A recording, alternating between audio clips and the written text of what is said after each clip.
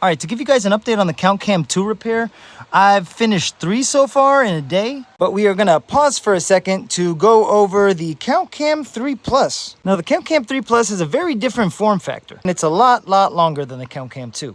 Now here's the thing, the CountCam2 was built with planned obsolescence. And even though they changed the form factor with this guy, let's see what's on the inside. We'll start by removing this clip in the middle. Now down here you can see they used the same power jack. Let's see if it's still held together with sticks and bubblegum. Now you had 8 Torx screws on the faceplate of the CountCam2. The CountCam3 has 8 Torx screws but on the back. And I definitely have to admit something real quick. This is not what I was expecting at all. Guys, I am genuinely in shock right now. It's literally just a Raspberry Pi Zero W. And I'm almost sure that's just a Raspberry Pi Zero W cam. And this battery pack is well more thought out. It's fair to note that this device is really expensive for what's inside here. I mean, I literally think the most expensive thing here is the battery pack. And the CountCam 4 is over $1,500. And that's a regular old $5 GPS module. The power jack is held together with a little bit of shrink wrap this time instead of hot glue. And this push button, although nothing to brag about, is a nice little upgrade from the one on the CountCam 2. Although nothing in here seems to justify the price of this thing. To take a guess, this is some sort of downloader that's soldered on to the bottom of the Pi Zero,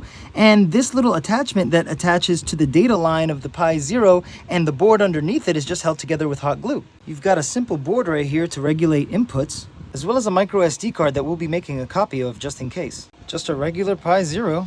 Underneath is a hat that combines all of these inputs and peripherals into one single board, as well as an RTC. Although this isn't a Raspberry Pi branded camera, this is still a really good camera.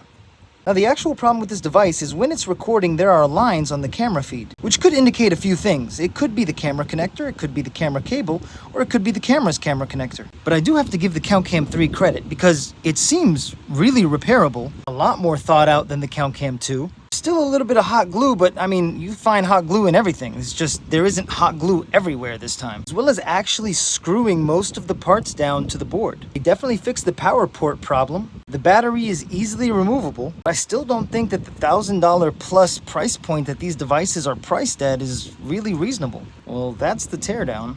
Be sure to tune in for an update on this little device. I swear to God, I get the weirdest repairs.